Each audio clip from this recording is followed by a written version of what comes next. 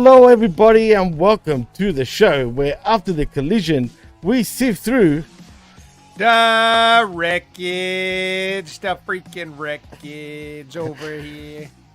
the wreckage. I am your host Jimmy T, that is the vet Jamie Williams, and we are live on Hamid Media Group via the YouTube and on channelattitude.com after the fact. Vet, what's crack-a-lackin', man? It's been a double or nothing week of professional wrestling, but maybe was it all for nothing? It was something, but I don't know. Maybe it was double something. I don't know. I guess it's a big deal for AEW. You know, another pay-per-view in the books. A lot of people talking. You know, for the kind of people that really look forward to these pay-per-views, I feel as though, I guess it delivered on the same levels that all the other ones do, you know, but right. For people like us, it's just kind of a, man, that's long. You know what else I could do? Take a nap. I swear, man, I was going to watch it after the fact, so I didn't order it on pay-per-view. You know, I was going to download it. There you go, I said it. But, and then I asked the chat, actually, funny enough, and they told me, don't even bother. Don't even waste your time. It goes for way too long. Apparently, all the matches were way too long as well. And that was enough for me. It's just the same as ever. It wasn't more or less than any other pay-per-view. But 6 hours, though, man. Like, who's got time for 6 hours? They're including the countdown with that. Yeah, the pre-show. But still, dude, like, it's too much. I mean, and did you see, I don't know if you caught the meme. Well, it's not a meme. It actually happened on Dynamite. But did you see when Jay White was on Dynamite doing his promo? Someone screamed out in the crowd, because it was all over Twitter, saying, "Who wrote this shit?" It was clear as day, man. And that just sums up AEW. That was like last week, right? Not this week, this but past last week. Oh, was it the week before? Oh, well, people saying it was from last week, but I don't know. I actually didn't watch Dynamite this past week, so I am not sure. No, I didn't. Let's just say I wish we were reviewing that show, because that show was an A+.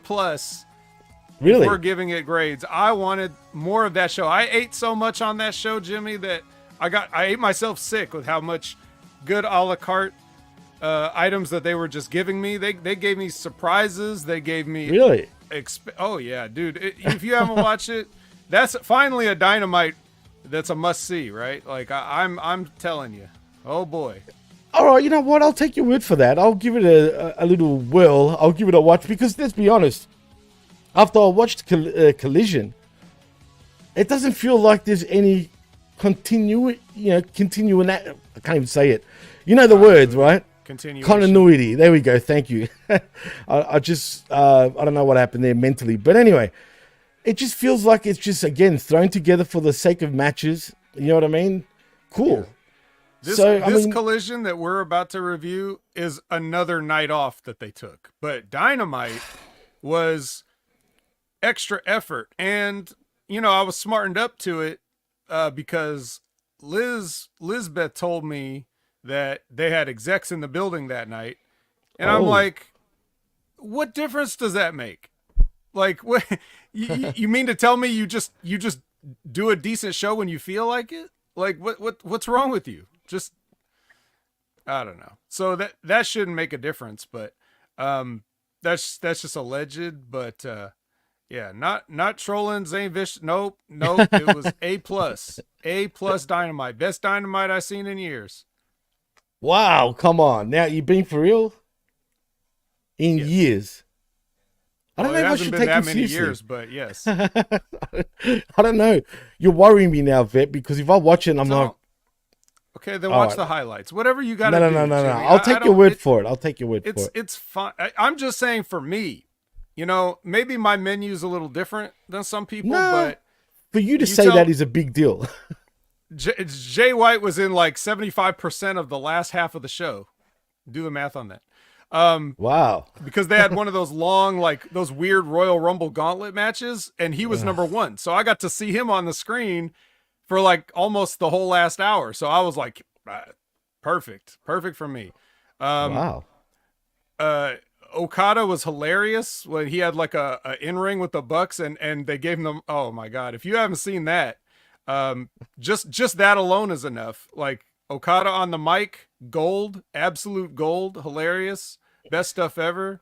When I told you that they can't make any of this shit stick to him, I that was proof. Wow.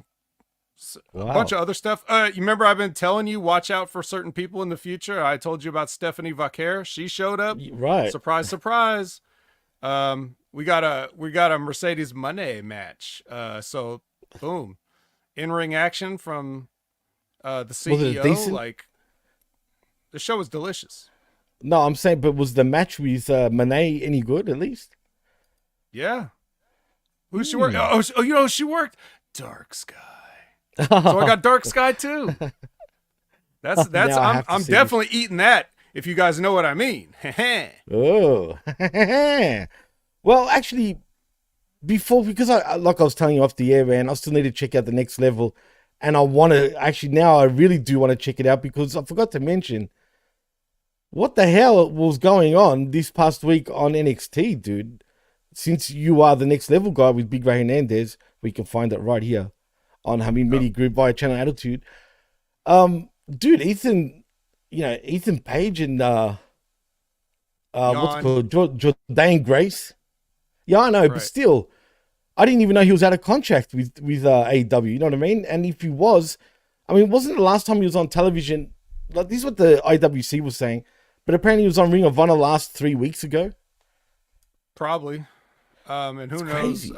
But yeah, well, it's funny too because he's playing it up like he's not signed to WWE on social media. Like he's playing into it. Obviously, there's something going on there. Maybe they're not signed.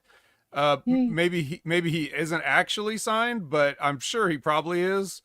But even if he's not, I mean, I'm sure AEW had no problem letting him go, because again, if you've ever watched him, you'd be like, oh yeah, let him go.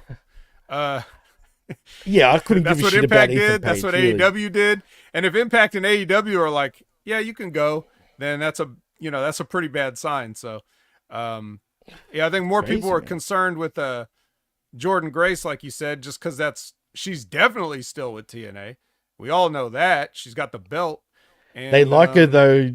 WWE seems to really like her, man, which TNA's got to be careful about. Yeah, it makes me wonder: would they bring any Knockouts champion there, or is it just because it's her? Like, who knows? That's a good question. But I've got a feeling it's more just because of her, dude, for some reason. But yeah, maybe. And but if they're interested in her, then she's got that baggage of her husband too. Like, it's always that, like, can my husband please have a job? Like that kind of thing. But yeah, but then there's not that he wouldn't deserve one, but no, he's done all right. Grisham's all right. But like, what was his, I think Sexy Red was the talk of the town. I mean, everybody was saying how good of a job she did in her part, and then the fact that she's going to be on Battlegrounds hosting that, and then after Battleground, the internal talk, whatever that means, is that they want to use her going forward for some role. Like, they'll just figure out something for her to do, I guess. So you haven't seen the last of Sexy Red. Sexy Red. I mean, I'm surprised WWE would go for someone like her because she's pretty controversial, to be fair, right? But why not? I mean, capitalize. Right. That's a Mystic Man thing right there, Can you imagine you've nenever heard of Sexy Red, you watch NXT, and then you Google her? Like, oh my, what must you be in for? But that's fine. But yeah, I mean, like Ray and I discussed, it was like whatever she did was fine. Like, fine for that. People that don't like her aren't going to like her anymore because of it. People that do like her will probably agree that she did a good job in her role.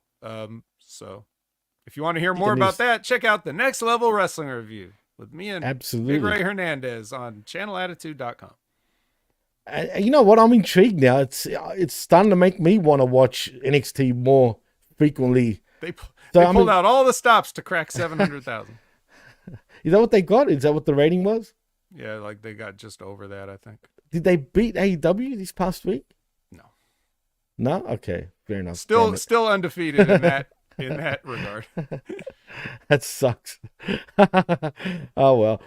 But anyway, let's also talk about let's get back to Double or Nothing. Okay. What was the match of the night for you, Vet? I mean, like I said, I haven't watched it. I don't know if I can watch it. If there was a match you had to point me to, though, to watch, what would that be? Good. Really? That bad? I don't know, man. To me... Watching Edge break his leg? Watching MJF become Triple H from 2002? Yeah. That's so dumb, bro. You shouldn't have done that. Well, just to briefly talk about it, I mean, see, that's a match that on paper, I especially didn't want to watch. Like, I did not care about that. You tell me that the main event of your show is going to be some match where anything goes and it's anarchy in the arena and all this stuff. And then you stick a barbed wire steel cage match on the same show. It's like, okay, now we're a little bit, we're doing a little bit much here. And then, so I wasn't really watching it. But out of the corner of my eye, whatever I was multitasking doing, I see Edge climb up to the top of the cage, and I'm like, what's this idiot doing now? And then he jumps off, and I was like, well, that sucked. It looked like he jumped straight down to his feet. And the way you would, I don't know, like I just thought, that's not how you do an elbow drop off the top of the cage. But anyway... And I didn't think anything of it, and the match ended, and Gangrel was there, and they did a nice huggy reunion, and then Edge limped to the back, and I didn't really think about it, but then I found out later that he broke his leg, obviously, like everybody else did. And then it made sense. I was like, yeah, because he just jumped straight down off the top of the cage and landed on his feet, which is how you don't do an elbow drop from the top of the cage. Not like I would know. But anybody knows that that's not how you do it. If you do an elbow drop from a high up place, you have to land on your sort of hip and, Jim Cornette explained it. He talked about you land on your hip and your leg and your, like your side basically. So if he broke anything, he should have broke his hip, but instead he broke his ankle. Because what do you expect to happen? And I believe he's going to be... Because halfway through, when he climbed up there, he realized, oh, shit, this is a stupid idea, but I can't just climb back down now. But I can't just go... I can't fully commit to the elbow drop, so he, chickened out in midair. And I'm sure Malachi Black was like, Jesus Christ, please don't kill me. The table broke, so there was that at least. But the whole thing was just a fucking mess, and... I already cut a promo on Edge again on the Next Level Wrestling Review saying I don't feel guilty about calling him an idiot anymore. I don't care how much he's done in the business or how much of a veteran he is. He's a fucking idiot, and he ought to be ashamed of himself. And I hope he is, and I hope it fucking hurts. I hope it does. I hope he never comes back too. Well, he's coming back. Don't you worry. Yeah, he will. He can't go out on that note. But no. If he ain't gonna go out on a broken neck, he's certainly gonna go out on a broken ankle. But still, fuck him. Well, fuck him indeed. And I just want to shout out to the chat who's in the house, bopping as per usual. We got Jose Luis Rivera in the house. Canada Spaceman still being the clown of the chat as per usual. What's up, Canada? Cold Blooded, what's going on? We also got Zane Vicious, the master and ruler of the world. We got Labrat. What are they testing on you today, Labrat? Who knows? We got the king of 2K24 in Aaron Ben Shlomo. Scott Woodford is also in the house. And also the professor, the A professor, not the professor as in Chabela Vera Cruz. I'm sure he'd be listening also. Joanne Hall's also in the house. And that's about it for now. But thank you, all of you guys, for joining us right here on the Wreckage. Did you mention Jose Luis Rivera? I did. He was the first one. Talent. WWF enhancement talent. Well, speaking of Jose Luis Rivera, is he a doctor? Are you a doctor, bro? You got to be something, right? I mean, he looks like a doctor. Brazilian Jiu-Jitsu. Well, he says Music Man protects his older wrestlers from themselves. Tony's playing Edge on AEW Fight Forever with different results. He's kind of right, I guess. Well, I mean, Vince did protect his older guys. Let's clear up a couple of points. One, Vince McMahon ain't protecting it anymore.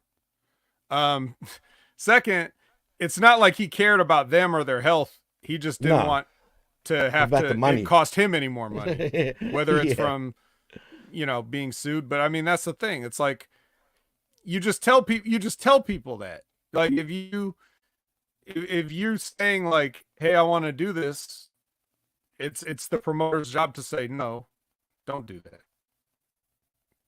Especially to a guy like Edge, who you don't need that from him. Like, especially even if you're okay with crazy, dangerous stunts, let Darby Allin do that. He's 20 years younger. So let him do it, because that's his gimmick.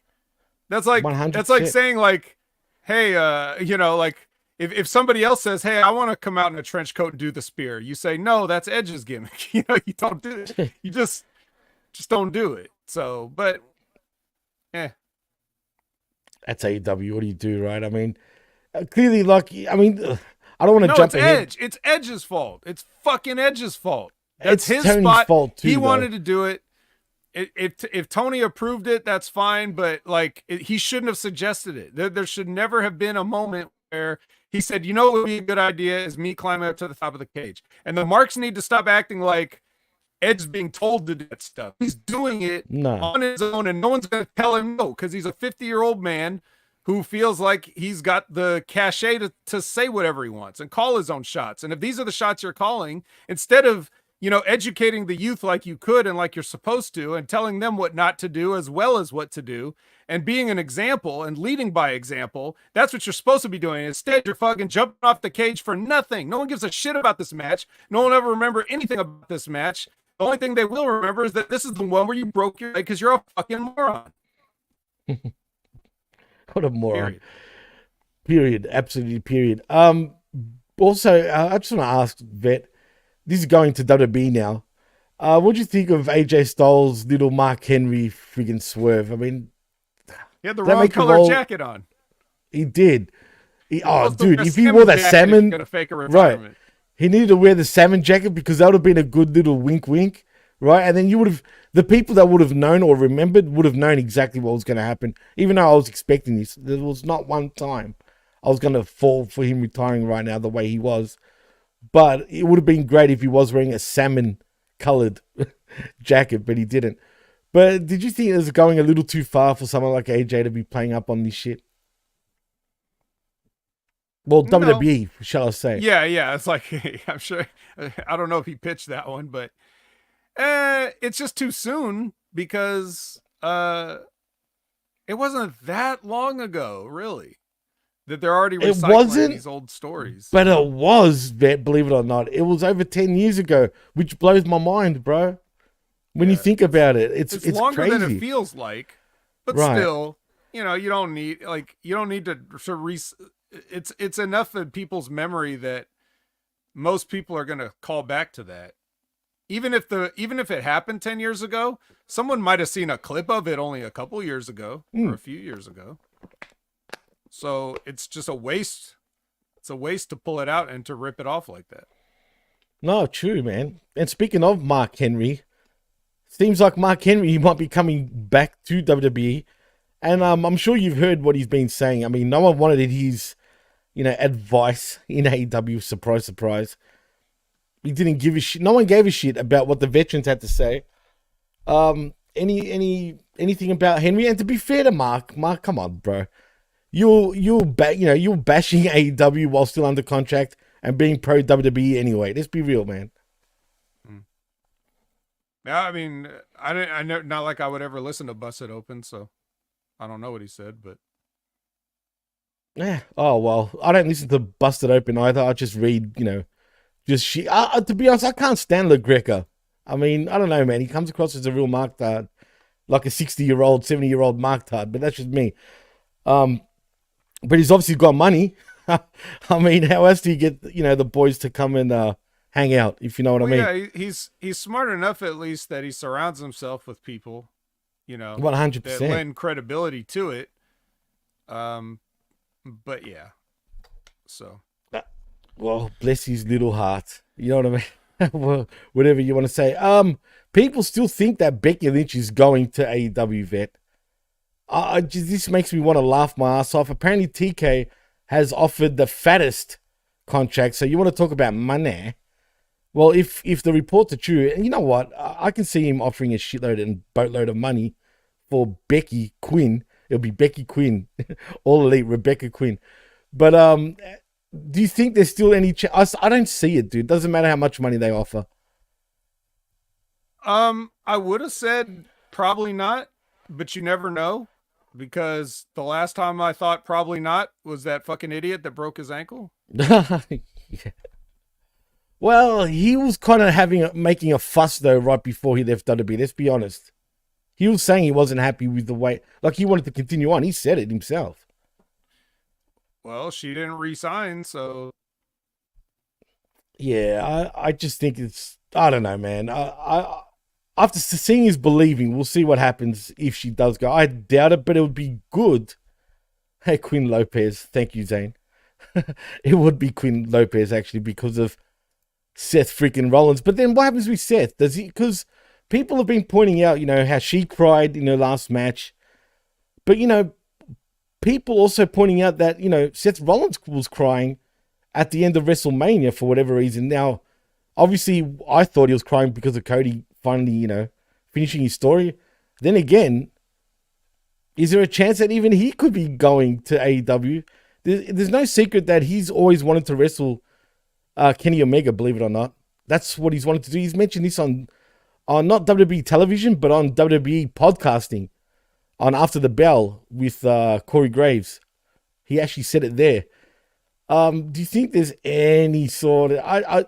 I just don't see it. I can't see it because I don't think WWE would allow that to happen. But could he go to AEW? Well, WWE ain't WWE no more exactly. It's true, but it's still the pinnacle. They're owned now. Right, they don't get to make all the decisions, and even the decisions they do make can be overridden. So true. If Triple H wants to keep Seth and they don't think, like, Endeavor doesn't think it's worth the money, they're like, well, we can do just as well without Seth. So if he really wants to leave, let him leave. I mean, those things are possible now. So I'm not saying they're likely. I'm just saying, yeah, I mean, especially if you see that you can basically collect the same or more amount of money and just do whatever you want. Whenever you want, pretty much. Yeah, whenever you want. Then I could see that being an attractive option. It always kind of will be, as long as AEW is in business. So I definitely think it's more possible now than it would have been, say, a couple years ago. Interesting stuff. Also, Vet, I actually read Ronda Rousey's book. You're right. You know what? She's not as bad as I think she is. As a matter of fact, you know what? I could have done without the pregnancy talk. You know what I mean? And all that shit when she was pregnant and she miscarried. Oh my God. For a moment, I was thinking to her, this is really like a woman's friggin' book for a moment. It felt like that. Because not even Becky Lynch was going that deep into it like Ronda was. But I do want to say I did enjoy it. It was actually a great read. And also, she even knows herself that she's got an ego. You know what I mean? She admits herself like she's an egomaniac, basically. Not like that. I'm probably overstating it. But she's self-aware, put it that way, of how she's perceived. And the fact about the hotel thing about, man, I felt so bad for her. I feel like that would be, we're even ribbing her, bro. I felt like they were just literally going like this to her, man. I don't know, bro. Like, that's too much of a coincidence to me. You don't get put up like 3 years later in the same fucking, not only the same hotel, but the same room. Like, come on, bro. You know what I mean? Like, it's like some of these things just ain't coincidences. Fans would think they are, but nah. I mean, anybody can badmouth WWE unless it's Ronda Rousey. Then she's ungrateful and should never been in the wrestling business, right? No, she loved the wrestling business, as a matter of fact. She hates the wrestling business so much she showed up at Ring of Honor shows to work. No, she actually does. Yeah, whatever people think, if you think she hates the business, for our listeners out there, she actually doesn't. As a matter of fact, she loves it and credits professional wrestling for getting her out of her slump for losing against Holly Holm in UFC. So, you know, and got her confidence back as well, which is amazing. I like those really. like little stories, you know, like her and like Santos Escobar say hanging out, and like just some of those personal stories. They just, the dirt sheet's not gonna be interested in reporting on them, but they just give us, or like her like going to smoke with Snoop, you know, like that kind of stuff. Like it's just a side of her that nobody wants to see, or they don't ignore care it. to see, like, so. Right. I don't. Yeah, weird, man. People should. You know what? I highly recommend it. Go out of your way to read Ronda Rousey's book, because, like you said, Vet, the minute you told me what was in the book and whatnot, I wanted to read it straight away. And man, it was great. I was into it the whole way through. Put it that way. And it's a great read. So I highly recommend it to everybody that hasn't read it yet. Go get it for sure. And she doesn't hate pro wrestling. Ronda Rousey, available at bookstores everywhere. Yeah, thank you. But I think that's about it about any of the main news, really, Vet. I mean, it's been kind of a slow kind of week, really, man. Oh, you know what did make me laugh, and it's not really news though, but it made me laugh. Mark Henry was on Undertaker's podcast recently. And man, you go out of your way just to see the little snippet that's been floating around the internet. But basically, Mark Henry was being dead serious, right? He's like, I wanted to kill Shawn Michaels and the Clique. Like, he was going to kill Shawn Michaels, legitly, right? But if you see Undertaker's face, bro, when he's saying, and Mark Henry wasn't fucking around. He was dead serious. Like, I wanted to kill fucking Shawn Michaels back in the 90s during the Attitude Era. And Undertaker's face, he just started cacking himself. Like, I mean, cacking himself, laughing. I've never seen something like this, man. To the point, Mark Henry's getting angry. He's like, what the fuck? Like, why are you laughing for? He goes, no, I'm not laughing. I'm not trying to take the joke. I'm laughing because of how, as a matter of fact, you are. Like, you ain't fucking around. Like, you're being dead serious. Like, how, you know, you wanted to kill the guy. That's why I'm laughing. You know what I mean? Because of how, as a matter of fact, he was. But you got to check it out, man. It is fucking funny as hell, man. Just to see the Undertaker's reaction, it got me, man, bad. I just had to keep going back on it and just keep laughing. It was pretty good stuff, man. I haven't heard the whole show, but going by that, it seems like a must watch or listen. So go check that out, peeps. And that's about it, really. Oh, you saw it? How funny is it, dude? Undertaker's reaction. Well, I mean, Mark Henry's great. That's the thing. Absolutely. It's like, if you've only seen Mark Henry as a television performer, like, you don't get like how funny he is, how smart he is, like how interesting smart. He just is to listen to at all times. If all you know is the sexual chocolate and fucking Hall of Pain, where that's what I do. Like, there's a lot more to Mark Henry that we didn't really get to see, but now that he's just out there, you know, very, very entertaining individual. And I mean, he's a badass for real, bro. Oh, of course, he's been known in the wrestling bits. Oh, fuck yeah. Dude, I just remember like he would be a guy that I would see around a lot, because I would work out at the Gold's Gym on Preston Highway, and I would see him in there quite a bit.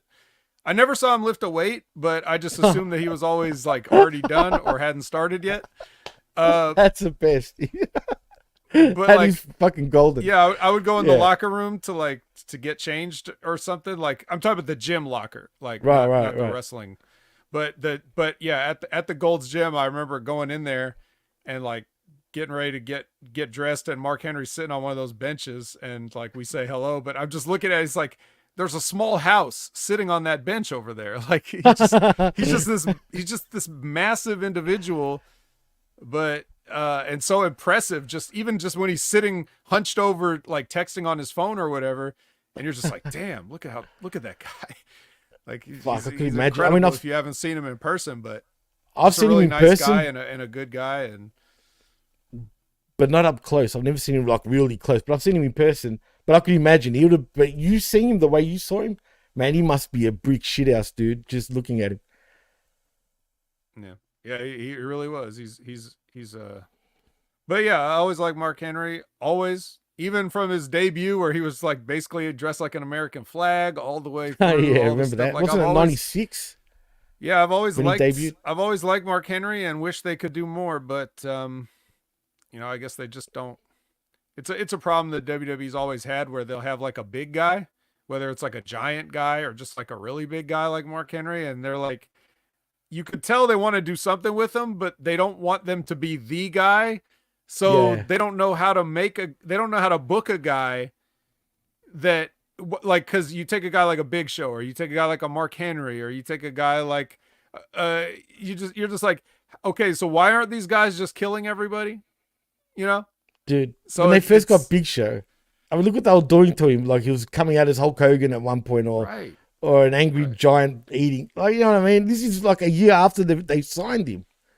Yeah. Like when you think about it, and then then he had a title run and whatnot. But Mark Henry, even with the chicken shit that he was served, like with the sexual chocolate stuff, let's be honest, that was chicken shit. He still turned that into chicken salad though, dude. Right. That's so. Yeah. Imagine if he could have. If Mark Henry could go back into his younger body, with his brain of today, like imagine what a megastar he could be, because I remember specifically, like there was a moment where it was in the 2006 Royal Rumble. I believe it was him versus Kurt Angle, like in a singles. Oh, wasn't that on SmackDown? No. It was at the Royal. I'm pretty sure it was the Royal Rumble. So you guys can look that up and correct me if I'm wrong. But Mark Henry versus Kurt Angle, Royal Rumble 2006, and I remember watching the match live and thinking like, "Oh shit, Mark Henry's got it. Like he's got it now. He figured it out. Like whatever the stuff he wasn't, mentally, like the psychology and all that other stuff that he didn't have during that first 10 years of his career, where." He was injured a lot or overweight, or people were ribbing him like Shawn Michaels in the Clique. Oh, he was getting ribbed a lot, dude. All that, all that stuff that he went through for that first 10 years where it just wasn't really clicking, even though he was doing his best to make the chicken salad. But like, he has to figure some of the stuff out on his own. Right. And I remember watching that match and being like, he got it. The light bulb went off. Mark Henry's good now. And it was, after that, I guess, like in the next couple years, that was like that's when he started. How long after 2006 2010 was the Hall of Pain thing? 4 years. It was 2010 when the Hall of Pain thing was happening. I'm pretty sure 09 to 2010. Right.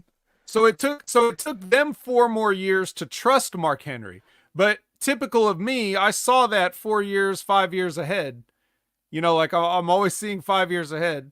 So when I saw the light bulb go off in Mark Henry, it took them another 4 years to catch up and give him the ball finally.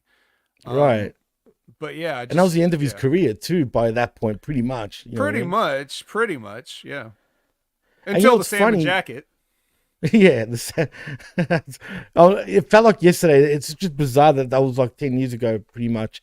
But you know what else is funny? You speaking about that, he was already in the business, 10 years in 06. Isn't that crazy? That would have been the end of his original contract that he signed, right? Oh my God, dude. Like, yeah, it would have, but it's crazy. Remember, he was like he signed that huge contract, 10 years for $10 million. Yeah. Apparently, I mean, it's good money for Henry though, at the time, when you think about it. I think WB knew the value they had, plus knowing how he is backstage, like the badass that he is. I think WWE would have always looked after him anyway, dude. Like, if you know what I'm saying. If he wants a job now, I think they would still sign him up. Because like you said, when he first signed up, he was just a guy that was, a deadlifter coming off the Olympics. You know what I mean? From Atlanta 96, I think, was his last Olympics. Mm-hmm. Straight into WWE, debuting in 96. All-American. He was wearing the beret as well, if you remember. And yeah, he was wearing the American jacket, the American pants. Like, he was a flag, basically. And, he was a white meat baby face at first, and then he became sexual chocolate, became part of, the Nation. That's when he started sort of making a name for himself. Then he started getting over with the China stuff, if you remember all that. Right. And, right. And then, and the skits on that was pretty funny too, like thinking back on it now. But he got into his own 10 years later, like you said. 06 was definitely the year that he started getting it. I can totally see where you're coming from. That's when he started growing out their hair as well. Like, you know, how he looked as, you know, the Hall of Pain, Mark Henry, like you said. And it took him 4 years later for them to finally give him the ball, where he did have I thought it was a decent run as world heavyweight champion. Was it now he did the fake ECW run before that too, right? Right before. Yeah, it was before that. Yeah, definitely. Yeah, but that doesn't count. I'm pretty sure. It just that was like the preview test. Like, all right, can he really do it? Can he be the champion? You know, so they gave him the ECW. And Todd says that contract is a huge reason why he got ribbed and made fun of by the boys. Yeah, I mean, of course, a huge reason, but also not only just that, but because he, as Mark Henry has said in previous interviews and things, that he took himself very seriously at that time, right? So that's another thing. If you take yourself too seriously, they definitely want to fuck with you.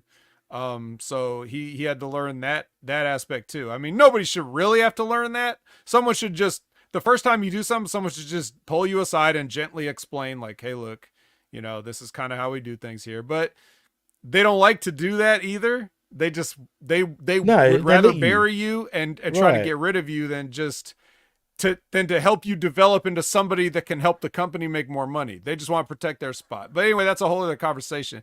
I also wanted to bring up, because Canada Spaceman said, remember when Mark Henry was dared to lift a car, then a wrestler put it in forward and tried to crush him against the wall? Yeah, apparently a lot of that stuff that they did, if not all of it, was legit. Like when they would have him like do those strength stunts like that, like rolling up the frying pan, or well, he was the world's strongest man, right? So they had to like do that shit. Right. And Mark Henry truly is, like, at one time one of the world's strongest men, if not, I mean, he's certainly one of the world's strongest men, but like, unlike a lot of people that compete in like strongman or powerlifting and stuff who are on a ton of steroids, Mark Henry has always, you know, said that he's been natural, and he's like one of those, he's like, without the aid of gimmicks and steroids and other things, that he's probably like the strongest guy that ever walked the earth. And when he did that competition in with the Arnold Classic or whatever, when he did that, and he tells that story about saying, Classic, right? Vince McMahon saying like, I don't have room for the second strongest man in the WWE or something like that, so he had to win. Like, you know, all that stuff was pretty legit. So it was, and I just want to point out, thank you, Zane. Yeah, he did have the hair in 2002 when he was doing the strongman gimmick. That's when he started growing out the hair. He was gone for a while from WWE. If you remember, he wasn't around in 2001 really. I can't remember why. He's probably injured. Like in 2001, we really didn't see him at all. And then we started seeing him again in 2002. And even then, 2002, he really wasn't doing anything. 2003, he wasn't really doing anything. He was kind of like, I don't know what they were doing. You think about it, Vet, he was kind of off television for quite a while at one point, if my memory serves me right. Right. Well, he was, and that's when he was going back and forth to OVW a lot. Oh, interesting. For various reasons, yeah. Yeah, well, there you go. Zane said it, OVW. Wow, so they put him back in developmental for like 2 years at the very least? He bounced around, I guess. But some of that was, you know, like, you would get injured and then he would go there to kind of like work out and get the rust off, or, you know, whatever they thought they needed him to do. So he spent a lot of time down there during that early 2000s period. And that's kind of like when I came in, he was at the tail end of that. That's when I saw him a lot. He was still there kind of hanging around, but he wasn't doing much at OVW. It's not like he was on the TV show or anything like that, but he was staying in the area and, you know, doing what he could, I guess. Maybe like teaching the advanced class, or, you know, like as a guest, because certain guys came down there at different times. Like I think Lance Storm was still down there when I first got there, and Al Snow was in charge of the contract guys, but there was a few different people that would come in and work with those guys. So, but anyway, yeah, shout out to Mark Henry. You probably haven't seen the last of him in WWE. They'll probably bring him in at least for an appearance, even if they don't bring him back for like a long-term thing, but anytime they're like in Texas somewhere, like and he's within driving distance, I'm sure he'll show up and get a hometown pop. Well, like Cold Blooded said, as soon as he started coming out to 3-6 Mafia, he was a made man. Absolutely. That's when his run started, pretty much. But you know what's funny? I actually liked his generic theme right before that, if you remember. Do you remember his generic sort of like sort of thing? Kind of. I haven't thought about it in a while. Yeah, neither have I. The sexual chocolate theme. Yeah, it's sexual, baby. Yeah, it was like a very R&B, very whitish, like. It was Barry White, like completely Barry White, dude. Yeah, absolutely. Canada Spaceman says, "Hey, Vet, was Mark Henry the judge at OVW Wrestlers Court?" That's a good question. I'm not sure. I don't know. There was a wrestling court judge in OVW if he does. Was it really a wrestler's court in OVW? I don't know. That's why I'm saying I don't know. I certainly I'd never attended it or was part of it. Yeah. And that's the first I've heard of it. So Zane is saying like he was trying to get that weight off him in 0203. It's like, yeah, but you know, one thing about Mark Henry though is that naturally he's just a massive human being. It's not like he was like he never was just like a big floppy, fat, disgusting like guy. Like if you look at his legs, there's like not an ounce of body fat on his legs or whatever. He's just the tree trunk. He's just a thick man. Like there's not. He could, of course, we can all lose a little bit of weight, but it's like Mark Henry being overweight is not necessarily the same as like, yeah. He it's not like he was ever like Yokozuna levels. A lot of that was just muscle, you know. That's unhealthy fat. Like I hate to say it. Right. Mark Henry never gave me the fat vibes, just the big built motherfucker. I never saw Mark Henry jiggle. Let's put it that way. Nah, fuck no. Cold Blood says he can do a fake return this time. Yeah, that's what he should do.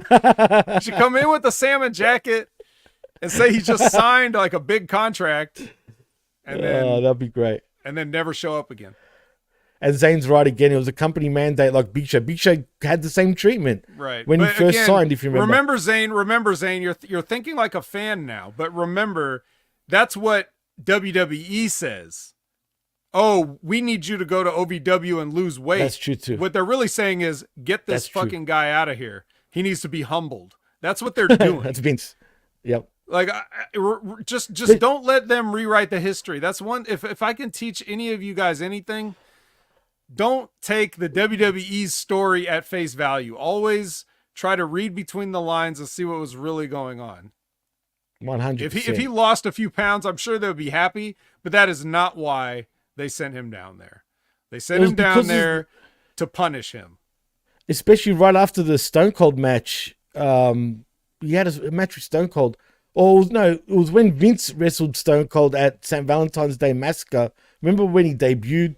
And he'd done something wrong, like during that match. I think he might have. No. I'm talking about Mark Henry.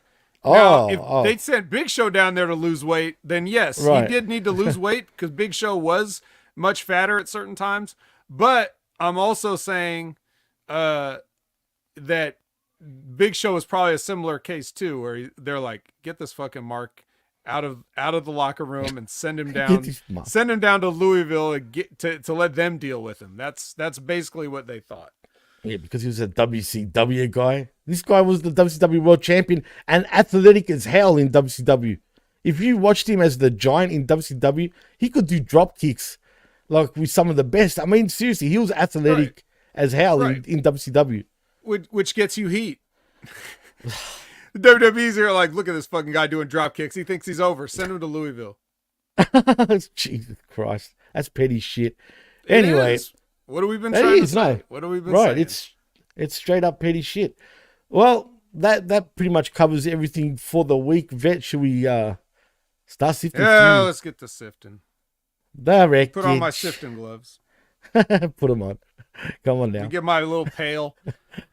my little sand pail with my and a little sand chisel sifter. You know what? Maybe we should start actually wearing gloves for it. But yeah, he could also do Moonsault Sonic. Yeah. I mean, he could do. Man, he was a different type of breed in WCW, man, for real.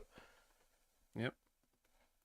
But anyway, they should have just teamed up Mark Henry and the Big Show and had them be the tag team champions for like 15 years straight. What would they call them? The Big Slows?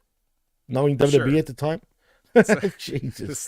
The chocolate show, the sexual show.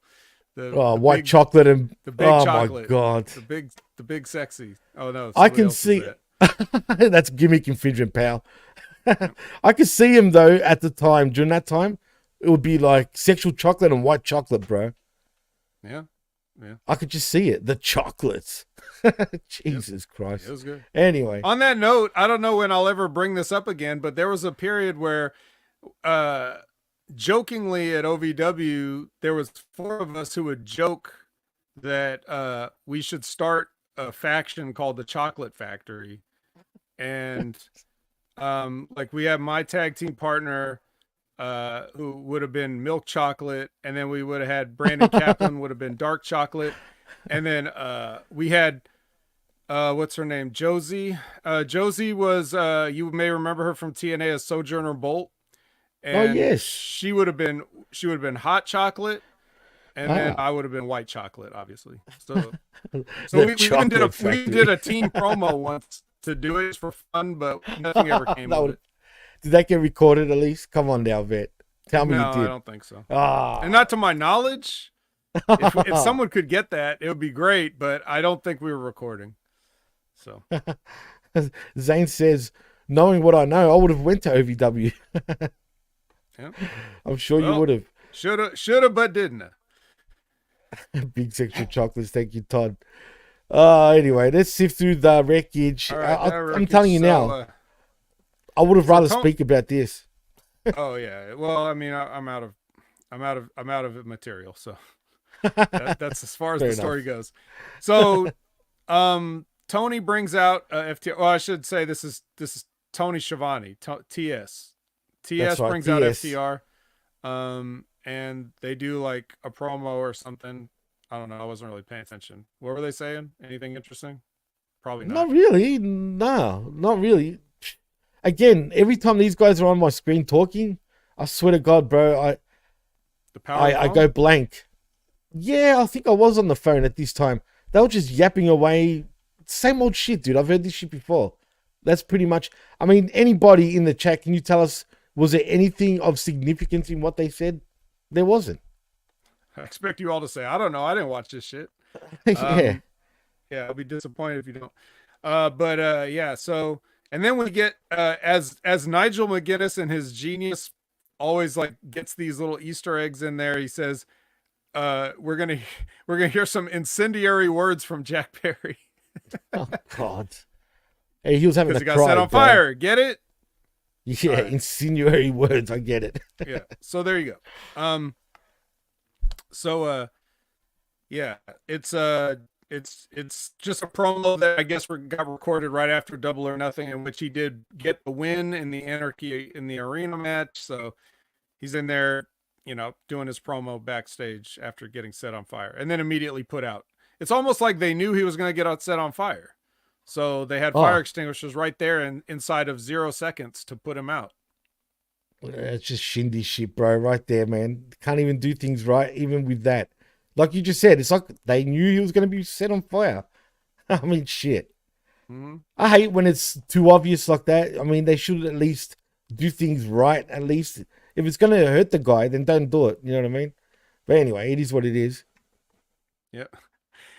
Tom Brantley says, hot take by Jack Perry. Too soon? Nope, it's not soon enough because, like I said, Nigel already beat you with incendiary comments. Right. He beat everybody because we didn't even know what it was yet. So yeah, all right. Then we get the whole. It's true. I'll give him credit for trying to at least explain why he looked like he was jizzed on by an elephant. Because during the fight, Darby dunked him in this ice, like one of those big troughs of ice that they put like cold drinks in, like sodas and stuff. Right. They had like this big thing of ice water. And he like dunked him in it, like he was trying to drown him. And then that explains why he was all wet. But after that, that's when they put all that like fire retardant gel all over him and tried to make it act like that was the water from earlier. right after he tried to kill Darby with a truck, the bus, whatever. Anyway, God, it's ridiculous. We're not here to review Double or Nothing. You go watch that shit again if you want to. But we're here to talk about our first match, which is, all of Neck Strong comes out, but it's really Roderick Strong versus Lio Rush, who also made a surprise return on Dynamite. In case you were, so he was on Dynamite. That's first? Another delicious a la carte item, Lio. So they have a match. It's a pretty good match. I don't know. What do you think, Jimmy? What do you think of the match?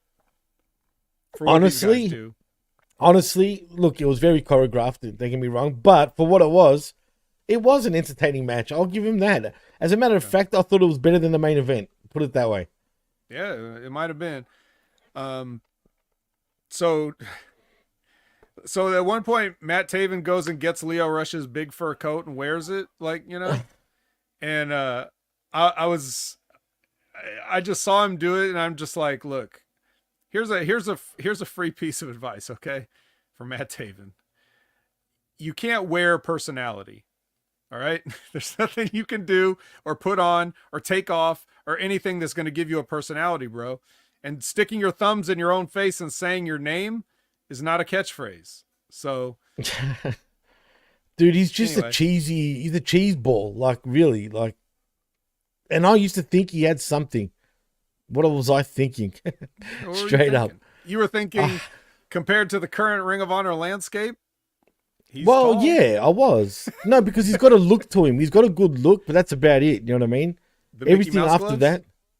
Yeah, see, what's up with that too, man? It's unique. Yeah, unique. I'm going to wear Mickey Mouse gloves. No worries, dude. And it's funny. No one else is doing it. And Todd says, that's an insult to cheese balls, Jimmy. I like cheese balls. I don't mind them. Not too much, but Sometimes. Sometimes, so it's just a little cheesy balls. Nothing really, nothing major. I don't mind, but I don't mind bacon and cheese balls that are Cheetos, by the way. Oh. Have you got bacon and cheese balls? Speaking of cheese balls, Mike Bennett. He's able to get the distraction. He's able to distract Lio just long enough that when he goes for his frog splash, Roddy gets the knees up, and then he hits the end of Heartache on Lio, and poor Lio not going to win this one. And there goes Roderick Strong, your winner. And Lio, thanks for coming. Always good to see you. It's the only guy that Roderick Strong is bigger than. Huh? Dude. Well, I was going to say, before you move on, so is Lio Rush signed with AEW for the second or third time at this point? Like Todd said, it's his fifth or sixth retirement he's lost track. Same here, man. How many times has he said he's retiring? I don't know, maybe once. I think it was more than once. I think he had one actual retirement, and then a bunch of times where he either left or whatever. But Lio Rush is let's put it this way. I don't know anything that much about Lio Rush's personal life, but he definitely seems to be like a family-oriented guy. So he is. That's true. In my estimation, I feel like there's a lot of outside issues that cause him to make decisions about where he works. Like, I can see that. For example, we know that back in 2008, when Monty Brown had a family emergency, he left wrestling forever. Like, right, and that's because of his some people just realize what's really important, and right. And Monty Brown, dude, I was a big fan of Monty Brown, man. I know we've said this before, but I used to think this guy was something, bro. You know what I mean? For real. And you know what? But I take my hat off to him, man, because he left the wrestling game because his sister passed away, and he took her kids in, and that's why he left professional wrestling to take care of not only his own kids, but her kids also. But you know what? He was spotted backstage at Raw recently or something like that. Either Raw, SmackDown. He actually went visiting backstage, but I think he's in his 50s now, so don't ever expect a return, unfortunately. Right. He's probably hanging out, visiting, Right. Well, he was in his 40s when he was actually getting over. He had like a full NFL career. Yeah. Before absolutely. So shout outs to Mike Brown, shout outs to Mark Henry. Absolutely. And shout outs to shout outs to Kyle O'Reilly because he's doing a promo now. Ugh. Here's one thing I like about this. He said a great line to me. To me, it was a great line. He said, "I'm not going to go out there and have a great match. I'm going to beat you as violently and efficiently as possible." Which sure is the you first did, thing, Kyle. well, at least he didn't say he was how many stars he was gonna get, right? Like, so the whole point is, when people talk about how good of a match they had in wrestling promos, that's stupid, because to a professional wrestler, a good match to them should be that you beat them in a squash. That should be a good match to you, not whether you tore the place down or, whether you had a great performance or whatever. If this shit was real, you want a first round TKO. Like, you don't want 100% a 5-round decision, so it's true. So I like that Kyle O'Reilly put that in his promo. As you already alluded to, it's not going to go that way, but at least he's going to, at least he said it. Right, no, for sure. Did we miss the Roddy Strong TK segment by any chance? Or is that coming up right here? Good. All right. So Lexi's backstage looking like she's going to get a scoop. And then the Underground Kings and they come in, and then Christopher Daniels is there, and Tony Khan is there, and then Roderick Strong just starts yelling at Tony Khan that he should be, he deserves whatever championship something. And what championship was he screaming about again? I don't know, but you know what? Tony, whatever he said, Tony agreed with him for whatever reason. He gave it for Dynamite this coming Wednesday, whatever championship that was. So it's gonna be. Oh, he wants to face Will Ospreay to get his. Oh yeah, that's right. That's You're right.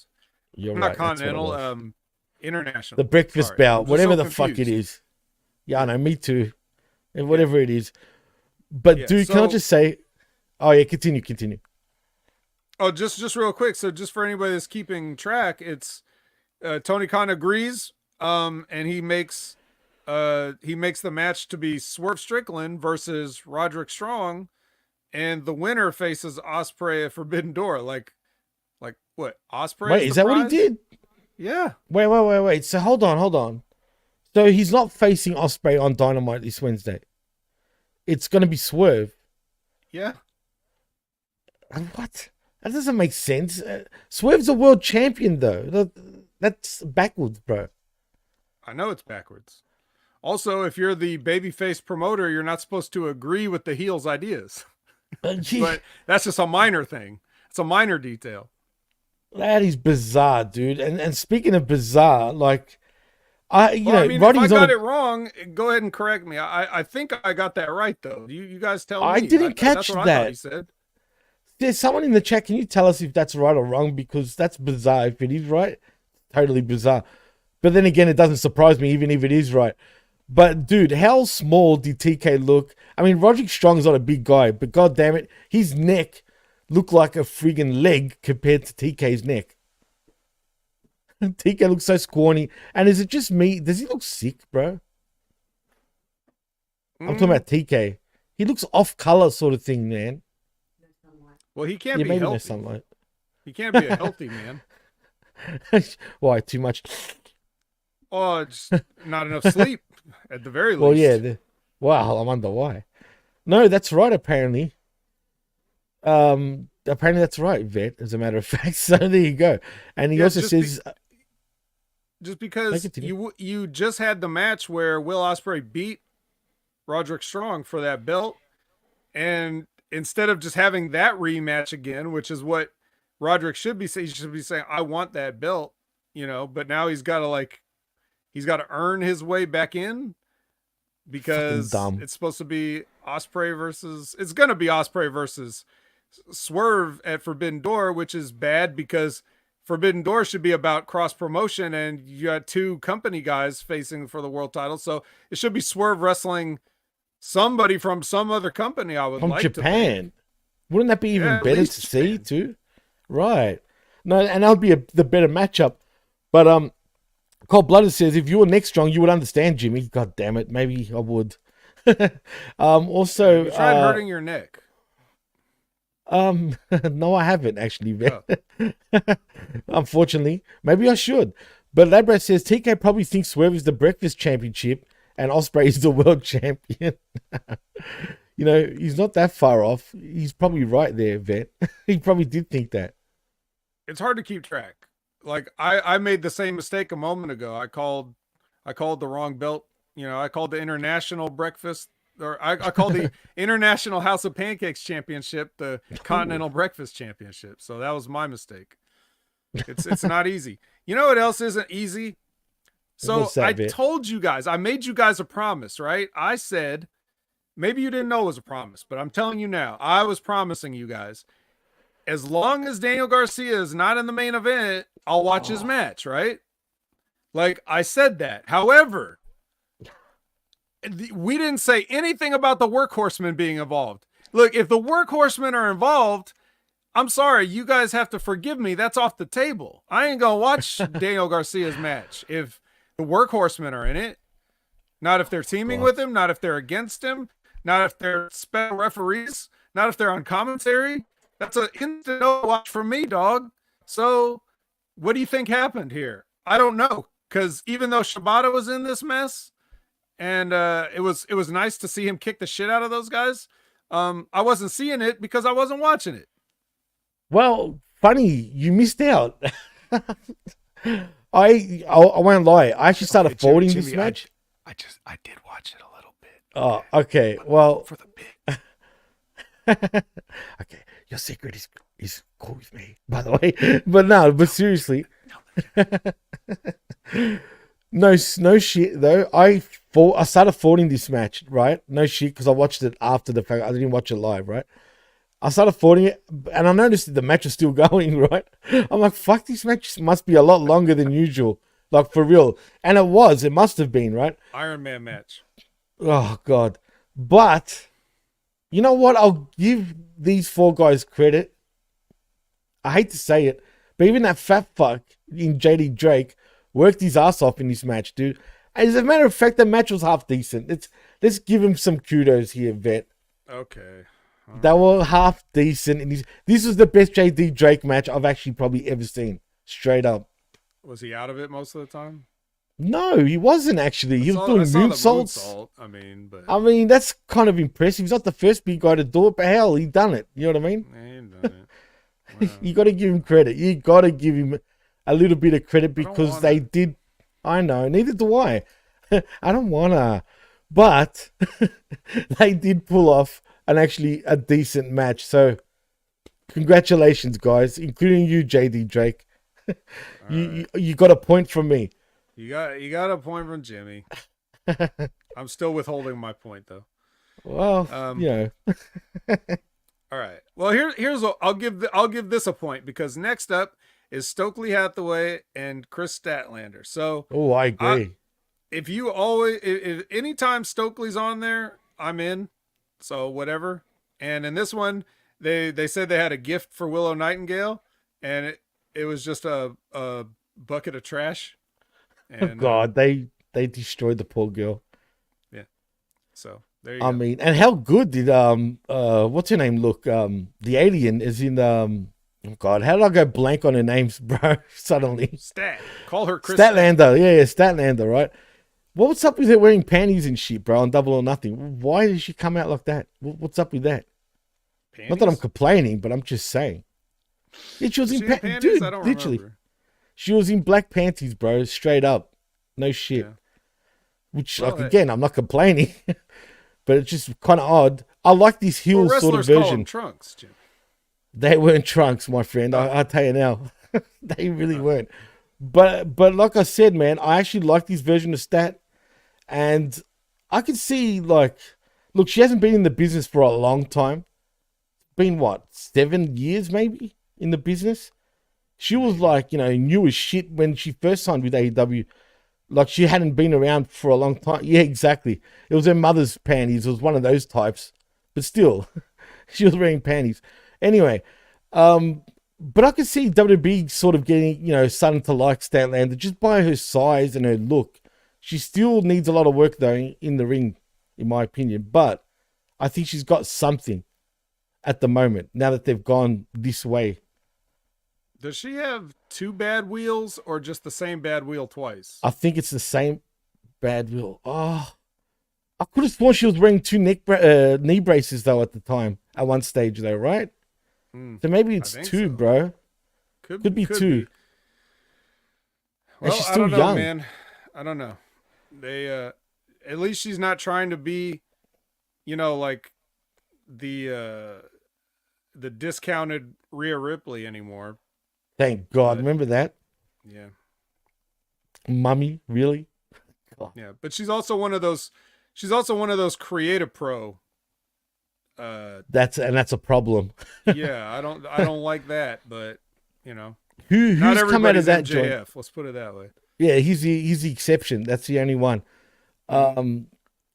Canada Spaceman thinks that Standard has improved since she lost the Space Star glam rock image. I didn't mind her as an alien, to be fair. Well, yeah, the look and attitude was never the problem. It's just that she was the shits. That's the problem. Exactly.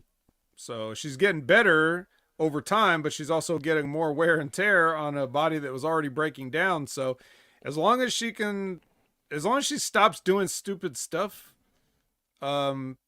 she'll extend her career. And she's only still in her 20s. Yeah, please don't do that. All right. Well, speaking of women, it is now time for Thunder Rosa versus Reina Dorada. Who the hell is Reina Dorada? And this match, I'm sorry, Vet, not that I'm sorry, but they had no chemistry, man. This match sucked. No workhorseman here? Unfortunately, no workhorseman. And what the hell was that Dorada chick wearing? Seriously? It looked off, man. What's with the mask? The hell was that? My mask. My mask. But Thunder Rosa still, she looks great. She looked great. She looked like a sort of a piece of leg ham, if you know what I mean. The way, do you get where I'm coming from? It annoys me when women sort of do this because I don't know why fucking food goes in my brain, but she looked like a friggin' ham. I'm just saying. Sorry. Well, I had to say it. Was it a delicious ham at least? Well, yeah, I'm sure it would be a delicious ham, but still, nevertheless, it's spicy. Ham. Maybe a little spicy, definitely. Definitely a little spicy, actually. Okay. 100%. Well, Canada Spaceman likes the look of Reina Dorada, the Golden Queen, for you non-Spanish speakers. Really? Yeah. That's what he said. You doesn't matter, though, whether you like her or not. She tapped out to the, what do you want to call this? A cobra crab? Like, what do you... Yeah, that's a good way of putting it. I mean, practically a cobra crab. Yeah, I guess. But you know what? She looked like she yanked it a little bit, dude. She tapped really quick as well. She was like, blah, blah, blah, like straight away. But it looked good the way she did it. I'll give her that. Yeah, there's always the danger of a little bit of shoot with these. It looked like it, dude.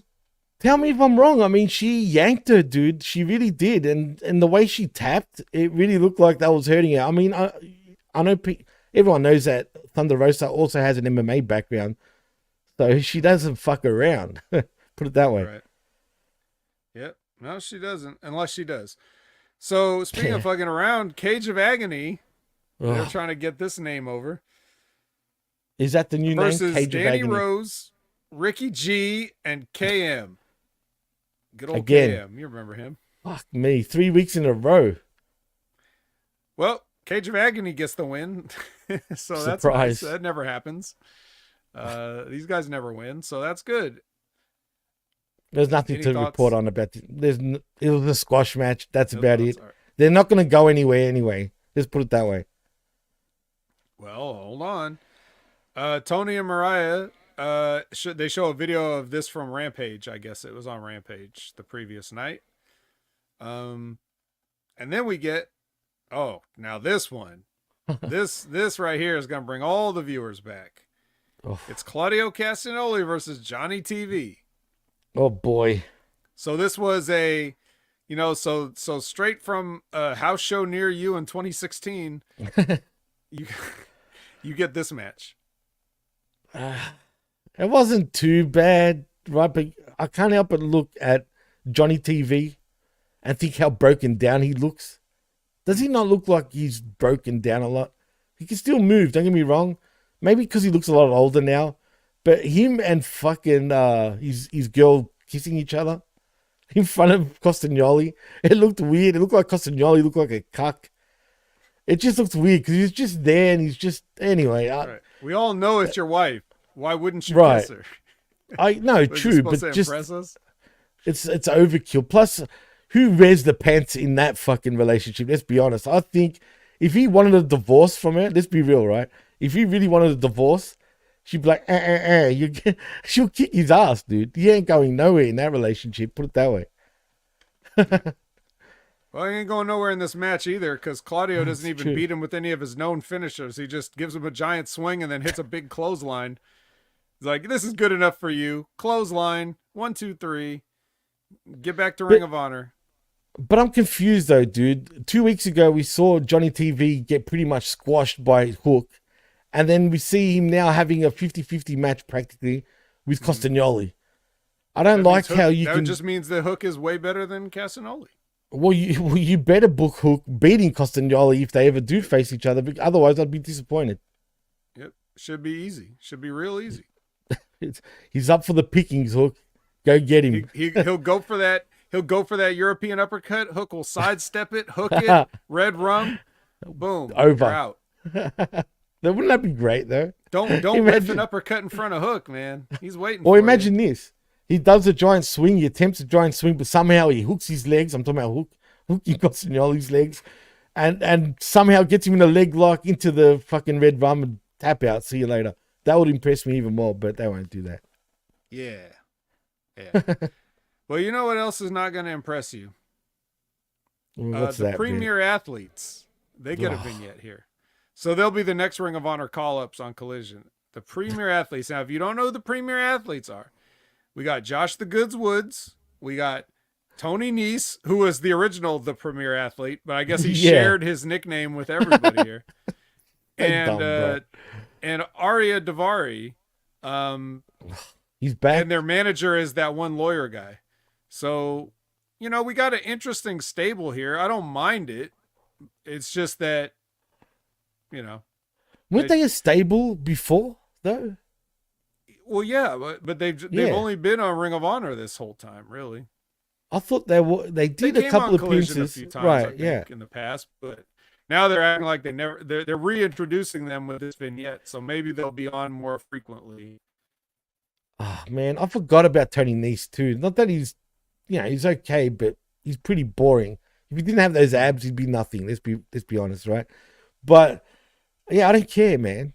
Why should I care about this shit? Why even restart? I forgot they were even still part of AEW. Yeah. Well, they are. Well, there you go. Cannon Spaceman says that stable all from 205. Well, actually, Josh Woods is pretty big, but other than him, yes, the other two are from 205. And yes, Zane Smart Mark is back. Smart lawyer. Mark Sterling. That's right. Yep, that's the one. God damn it. And then we get a nice, very short little video package about those guys from New Japan Strong, the West Coast Wrecking Crew. And that is Royce Isaacs and can't remember other guy.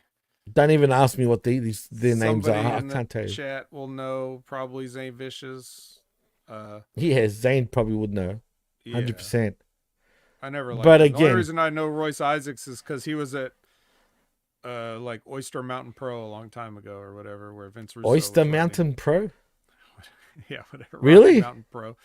Rocky Mountain. I was gonna say Oyster Mountain Pro. That's an inside. I didn't know this one. Yeah. Why Oyster though? Just quietly, I want to know now. I don't know. It was like it's something that Disco called.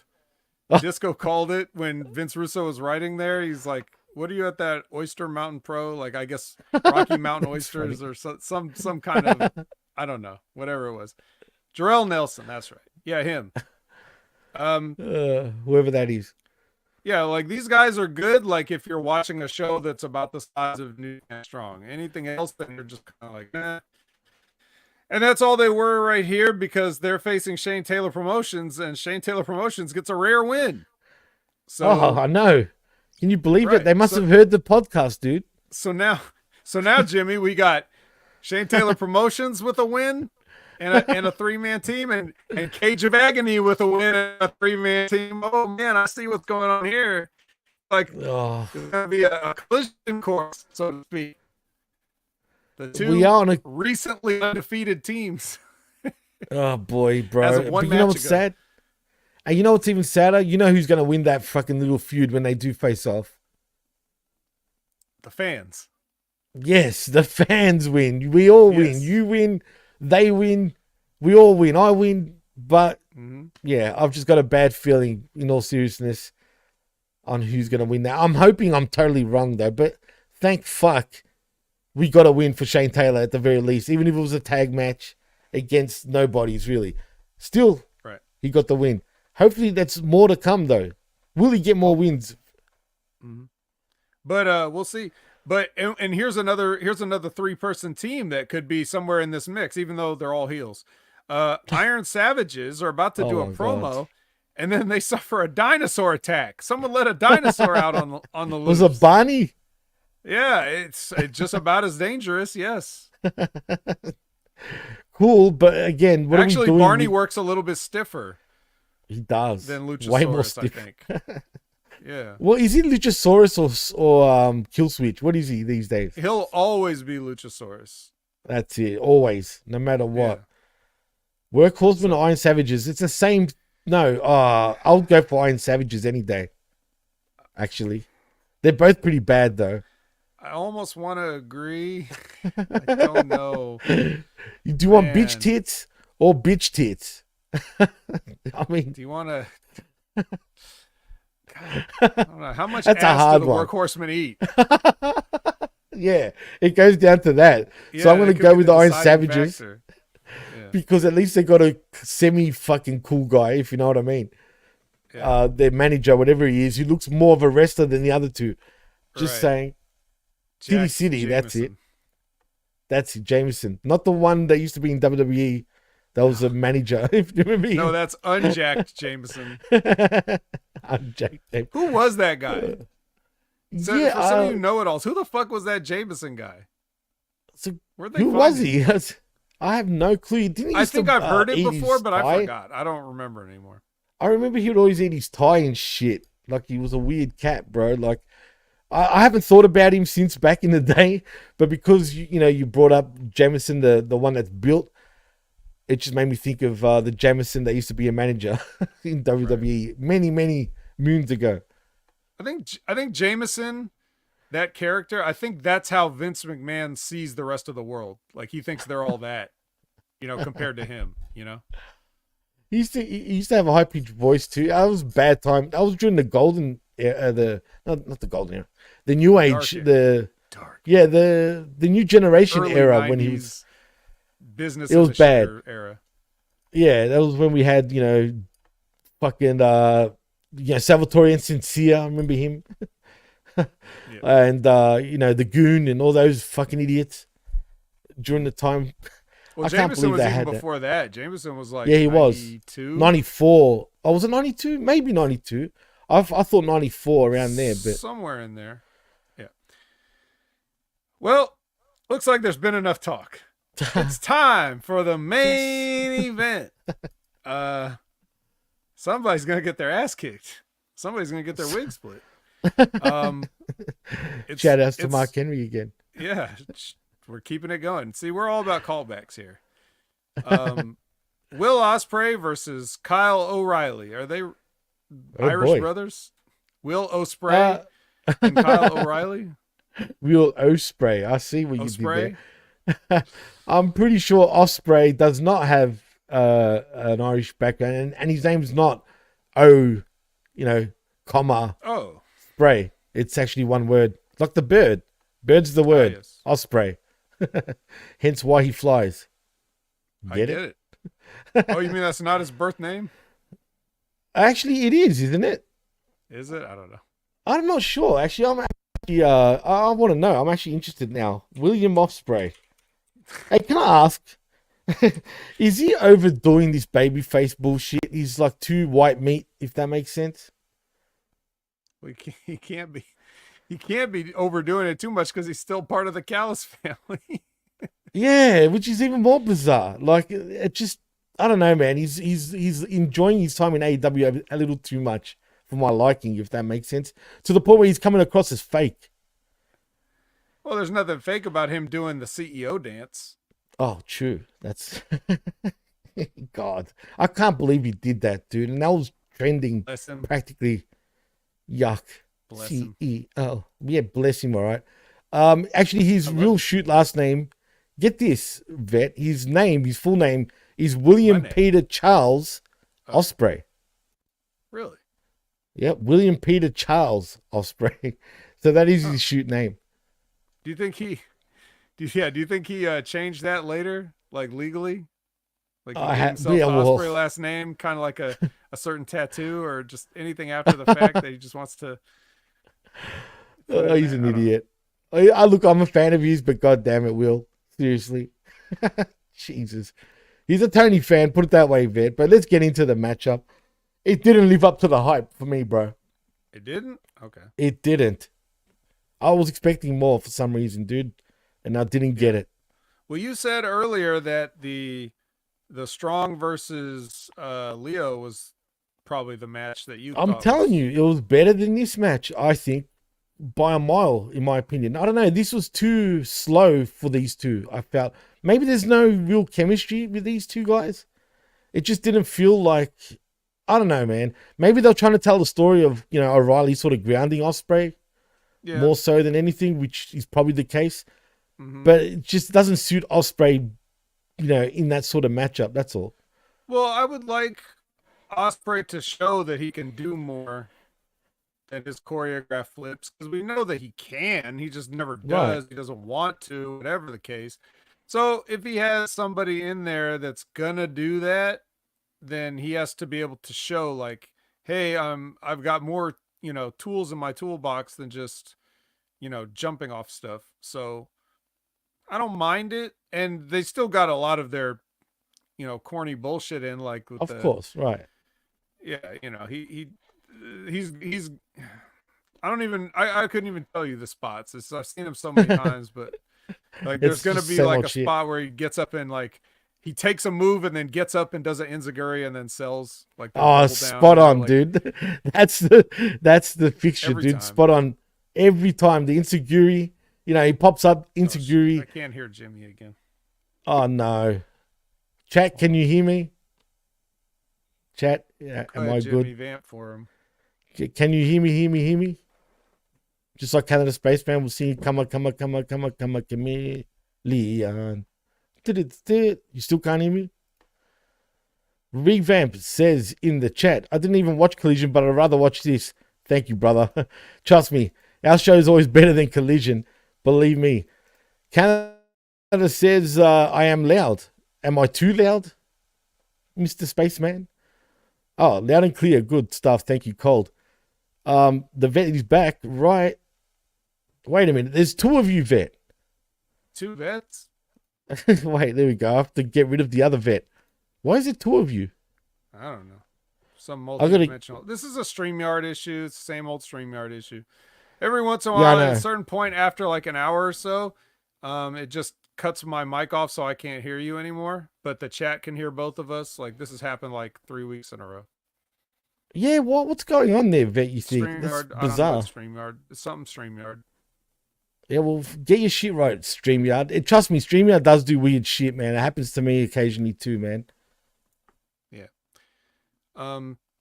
So basically, all I remember saying last was that, Forex. Yeah, that made me laugh. Good one, Colt.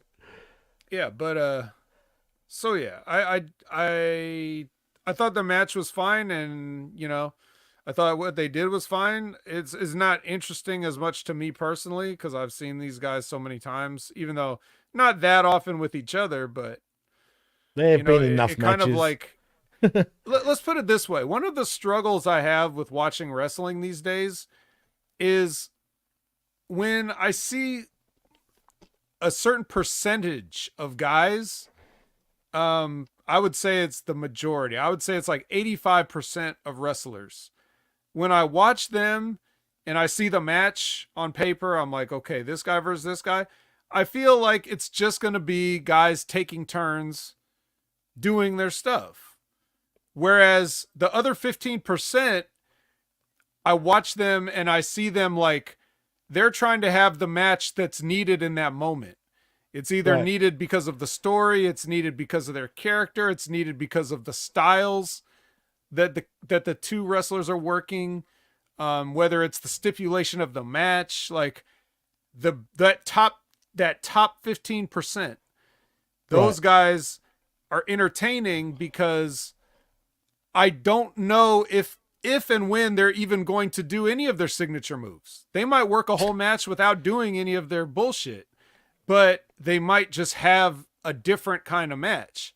When I see Will Ospreay, I never feel like that. I never have watched a Will Ospreay match where he's shown me something different. He's good at the things that he does. Oh, for sure. Just watching him do the moves is not, to me, that's not entertaining enough. And Kyle O'Reilly, I wouldn't necessarily, he's in the top 15% of guys, but he's more so likely to have a different type of match and not just go through his greatest hits than a guy like Will Ospreay. Like you'll be more likely to see a unique match from Kyle, but it just may not be that exciting because he works a more realistic-ish grounded style. That's the one thing I do like about him. Yeah. He incorporates a lot of, like shoot holds, and he does good striking stuff. Like he's trained at striking. So he wants to bring a little bit of that realism to a match, but there always comes that point in a match where you got to compromise, and Will Ospreay's got to get his shit in. So at some point, Kyle's got to let him, right? Unfortunately, right. So not that interesting of a match for me personally to watch. Maybe that's what you didn't like about it too. Maybe that's why you thought Leo versus Roderick was better, even though I would consider Roderick to be a guy that kind of gets his shit in a lot. But and he did. He did get his shit in. And Leo Rush is also a guy that gets his shit in, but he is in that top 15% because I've seen him enough times to see him do I've seen him do matches where he barely did anything athletic. Like when he was I want to say he was the cruiserweight champion during the 205 times, and I've seen him work a match. I can't remember who it was against, but it was so good. But he basically walked around and punched him. He was like a heel Randy Orton all night. Like he didn't do any exciting shit because he, again, was trying to have the match that was needed at that time for that person, for that stipulation, for that spot on the card. Like I know Leo knows what to do. And when he's in the babyface position, he does the things that are exciting that people want to see from a babyface. When he's in the heel position, he can work slow like a Randy Orton, but the only thing that sucks is that he's just so small. Like too small, right? But he's got something. So it's unfortunate that he's the size that he is because his psychology is really good. His attitude, he's a lot better, right? Like all of his stuff is really good, and he's very athletic. But even among small guys, he's just too small. He's too small. That's the only thing about Leo Rush that you could put in the negative column, really. He's got all the other tools. But anyway, the point is that he's capable of having that type of a different match. Will Ospreay's not. Kyle O'Reilly sometimes, and then we get what we get. Main event, maybe not my cup of tea. Doesn't sound like it was your cup of tea. Good on paper. Canada Spaceman loved it, so somebody likes it. Kyle O'Reilly is Canadian. There could be some bias there. Doesn't matter. Maybe that's the problem with his lack of personality. Like, yeah, I would still say, even against my personal feelings, I would give the match a thumbs up. It was decent enough. Like, don't get me wrong. Good match, just not what I wanted. I didn't order this. Neither did I. And but the thing is, like, I was just gonna say, Will does hit the Stormbreaker to finish the match. Obviously, he was gonna win. That was never in doubt. That's the other problem with the match. Yeah, and the thing is, look, I don't mind Kyle O'Reilly. Seriously, I actually don't. If he actually brought some personality, because the thing is, you know, with Red Dragon, you know, when he was part with, you know, with Bobby Fish and whatnot, I felt like, you know, them two working together, you know, they kind of masked each other's weaknesses pretty well. Like, you know what I mean? The lack of charisma and personality from Kyle was fine because of Fish, and they were both similar type of wrestlers in terms of the, you know, they work a shoot style of wrestling, because, you know, Kyle does kickboxing, jiu-jitsu, and all sorts of shit. Same with Bobby Fish. And the thing is, if Kyle actually had a personality, like really, he could have been something. He is small, don't get me wrong, but he could have been something more. You know what I mean? Like if he actually brought some sort of personality. And I'm sure he's aware of that. I'm sure he's tried, but I guess it's too late at this age. You know what I mean? To try what are you talking about Fish? Kyle O'Reilly. Oh. Kyle O'Reilly. I was saying that Fish and O'Reilly, when they were together, they kind of hid each other's weaknesses in terms of personalities. You know what I mean? Plus, Fish would. The only thing I would push back on is I do think Kyle O'Reilly has a personality. I just don't think it's like outrageous enough that it's that noticeable. But I definitely think he's like, well, you know, when he was in the Undisputed Era, everybody was looking at Adam Cole as like the personality of it. But I actually thought Kyle O'Reilly was much more interesting to listen to than Adam Cole. I liked him during that time. I mean, I've always liked them even before, you know, Undisputed Era, but in WWE, I felt like they brought out the most out of him, bro. Really. Honestly. Yes. That's when he started to talk more. That's when he started to, you know, show what he's more capable of as a singles guy, even. But yeah, I don't know, man. Like I said, he needs to work on something. But like you said before, the match on paper, it looks like it's going to be a great match. And maybe I was expecting too much, hence why I was a little disappointed. But me saying that doesn't mean it was a bad match, because it wasn't. It just wasn't as good as the first matchup. And like you said, Roddy Strong, he can work pretty much with anybody, dude. Like, and he's more of a grounded guy, but he just gets it. He understands how to adapt. You know what I mean?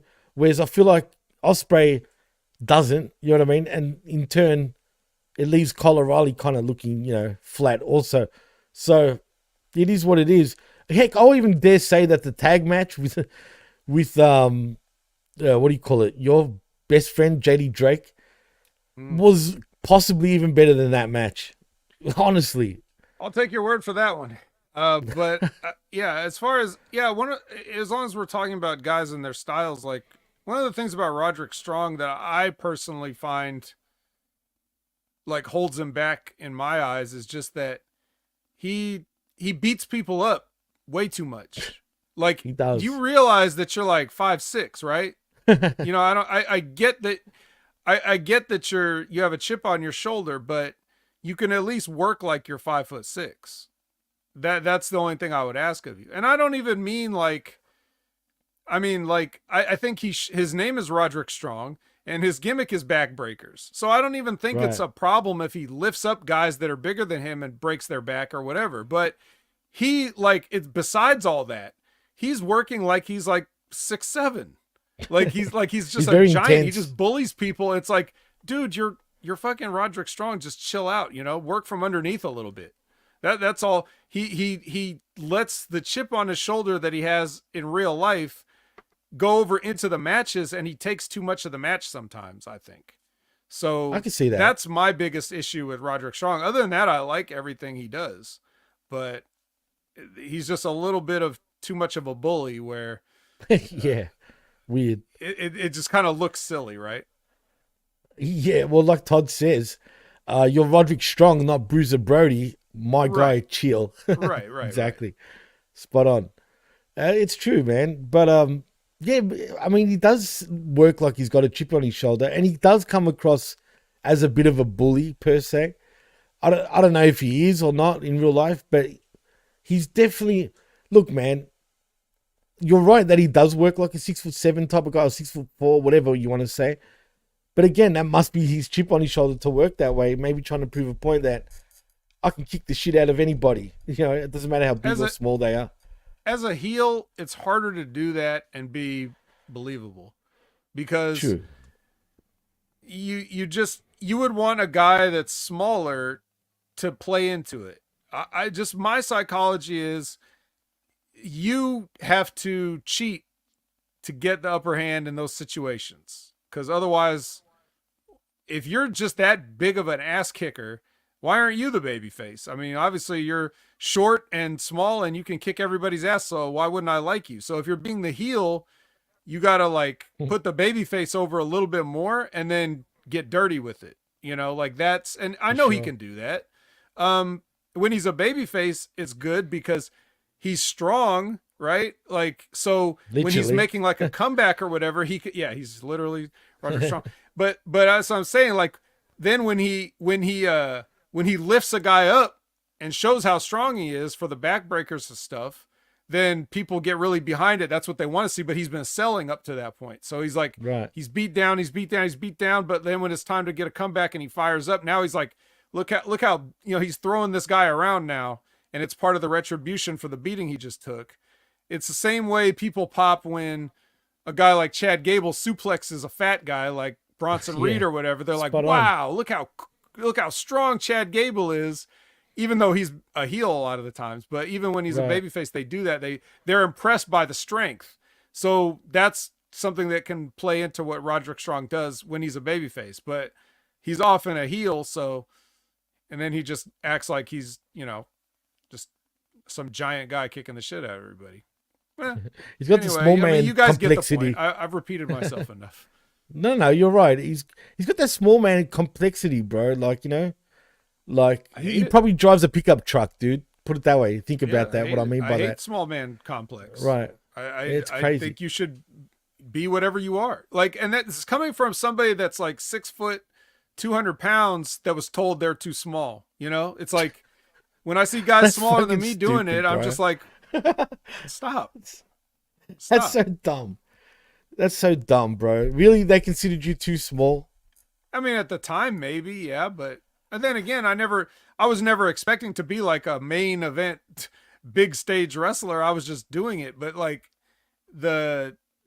I mean, not doing main stage. I mean, I was doing wrestling, but it wasn't like it was my dream to be a wrestler like these guys are doing. I was just part of it. But I mean, even with that height and weight or whatever, I'm considered in that era, in that group of people, like as on the smaller side. So I would always work to that. I would never, you know, I would want to tell that story because it's so easy to tell. And when I see guys like Roderick Strong or any of those Undisputed Era guys, Adam Cole does the same thing. He acts like he's not small. DIY act like they're not small. Like they're having giant guys bump around for them and stuff. And it's just like, just don't do that. I mean, Roderick Strong has a backbreaker gimmick, but these other guys don't. Their gimmick is not that they're strong and that they lift people up and everything. So if that's not your gimmick, don't do it. That's all I'm saying. It's very easy at wrestling to tell a story that goes along with the visuals and play into that. And the chip on your shoulder comes from people telling you ever since you get into wrestling, hey, you're too small for this business. You're too small for this business. So they get tired of hearing that. And then every chance they get, they pull the rib of making bigger guys take bumps for them because of politics. So, but you don't have to do that because it's just, you can still make a great, everybody of every size and shape and age and, you know, background and everything has made money in wrestling. So you just find which one you are and make your money that way is what I think. But who am I to say these guys are, what these guys do, it seems to be working for them. They're all getting that paycheck from Tony at least. So right. Absolutely. No, for sure. Well, no, for sure. Whoops. That's the wrong thing. But, it's funny because Todd says, put him in the ring with Gangrel and let's see how next strong he really is. Yeah. But Gangrel's a bit old now, but he still looks great, man. I'll give him take that. A bite. Oh, yeah, you can take a bite. Actually, as a matter of fact, I don't know if you heard, I forgot to mention, apparently Adam Copeland has copyrighted the Brood name. Apparently he's now. Yeah, we might have the Brood back together again. Yeah, have fun being in the Brood from your rocking chair at home. Oh, be ready. From your rocking chair, just quietly. Well, Vet, I think that covers the show. I mean, is there much more we need to touch on? Not really. So in saying that, and for once, because let's be honest, we've given you guys more than enough lately. Our shows have been going for 2.5 hours plus the last few weeks. And, you know, usually we like to keep it around 1 hour and 30 minutes, but we still gave you even more than that tonight. So in saying that, Vet, tell them where they can, tell them what you're doing and where they can find you. Oh, no, actually, no, don't do that. We've got to give a grade first. We've got to give a grade first. We need a grade. If you had to grade this show, what would you grade the show? D+. It's a D+ for me because it's a main event that, while it was fine, I didn't want it, and I got very little in the way of my menu items. I got a tiny, like a little parsley size bit of Stokely Hathaway. Yeah. Trying to think, what else do we get? Wasn't much. Not on your menu. There definitely wasn't much. I was starving. They filled me up on Yeah. Wednesday, but they starved me out this time. So I don't know. I'll have to look back over it as you give your grade. Let me reassess this. No, there wasn't much because it would have stood out for me. Trust me, I would have pointed it out. I'd give it a D as well, man. Oh, by the way, at the very end of the show, Swerve came on and did a video thing, like a video promo for Wednesday to Will Ospreay, just so that we're thorough in our examination of the thing. Actually, can I ask you, Vet, is Swerve a heel again? I think Swerve he is what he is, and the people do what they do. Because I'm confused. I'm actually very confused. This has been a bad run for him, and it's not his fault, man, but it sucks because I feel like they could have done so much more with this guy. Instead, they're making him look second rate, but who am I to judge? Because I love Swerve. You know, as long as he's champ, I'm still happy, but he can't be happy with the way he's being treated as champion. He can't be, but I don't know. Maybe I'm wrong. But anyway, I'll definitely give this a D. As you said, there wasn't much on my menu either. JD Drake did impress me. I pointed that out, which it's rare that when that happens. I did enjoy the first match between Roddy Strong and Leo Rush. The main event should have been better in my eyes, but it just wasn't. And that's my take. So, yeah, D. And there was nothing on my a la carte menu, really, for me either, Vet. Yeah, we didn't get no Jay White. You know what I mean? No, actually, this is pretty weak. Go back to Wednesday, Jimmy. I'll check it out. I'm going to check it out. I will. I'm going to check it out. But no shit. This card on paper was pretty weak. You know what I mean? Than usual. So you got... Yeah, for me, I guess Leo Rush would have been like compliments of the chef. Like, here you go. Yeah. Or like, just take or like this and shut up type of thing. special surprise. Like, oh, Mr. Williams, you're one of our best customers, even though you hate this place. Here, we'd like to give you a special dessert. It's like Leo Rush, but they serve it to me first, and they. So it was warm. It was lukewarm still. So there was that.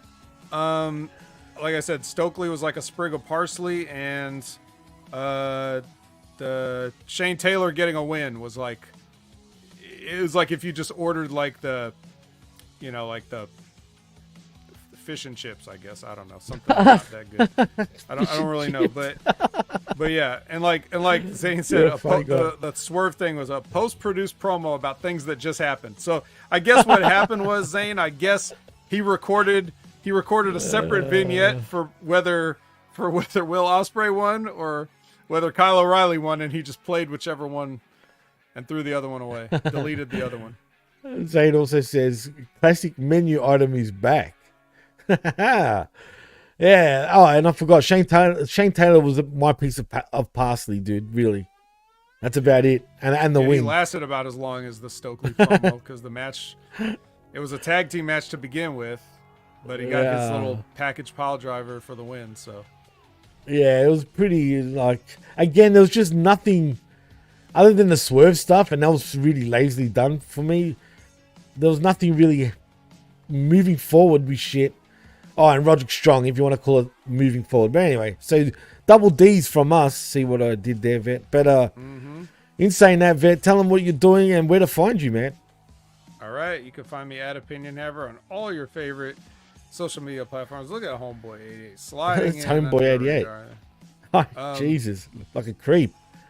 But yeah, so Opinion Haver everywhere.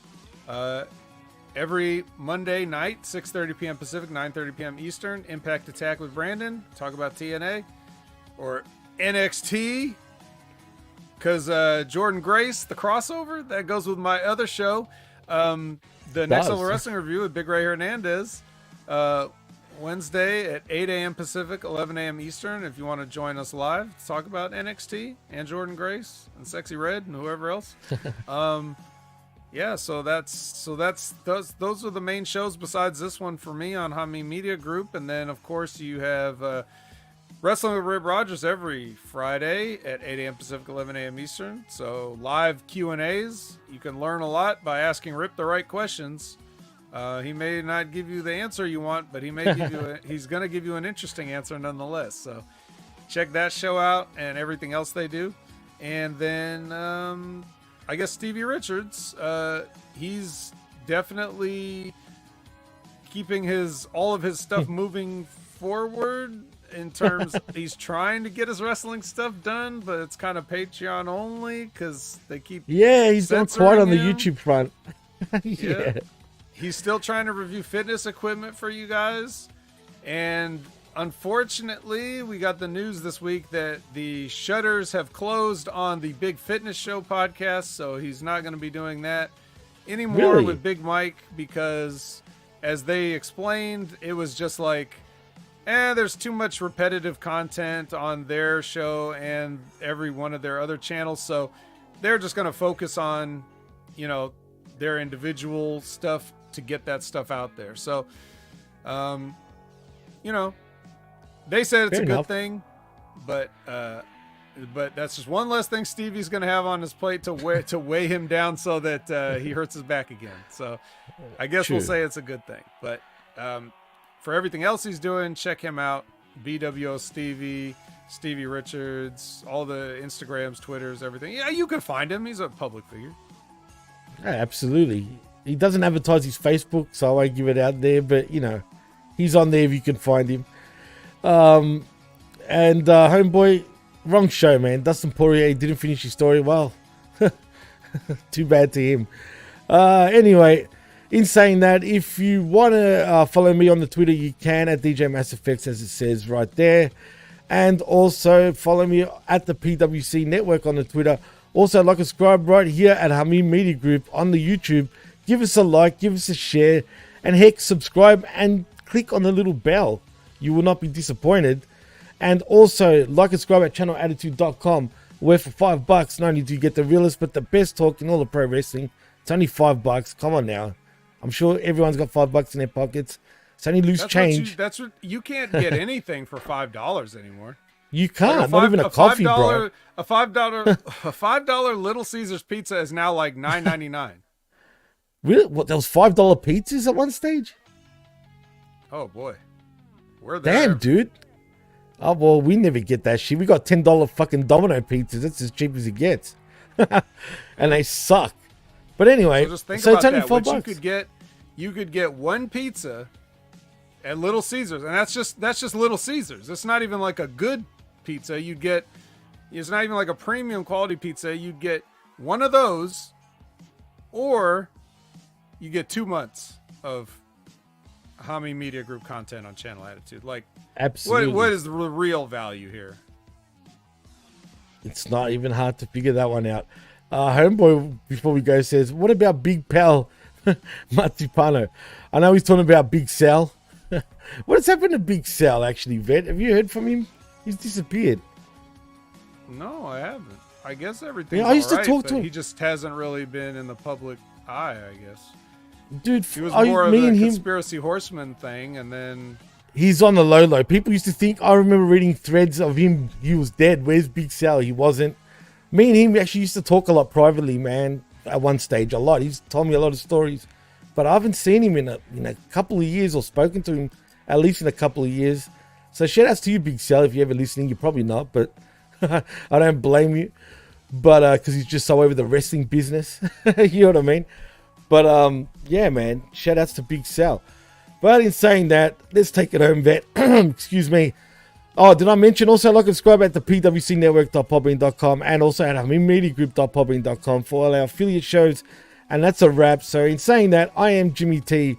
That is the Vet Jamie Williams. And you've been listening and watching the HMG Saturday Night Wreckage right here on Hamid Media Group and also on channelattitude.com after the fact. And we're out. Peace.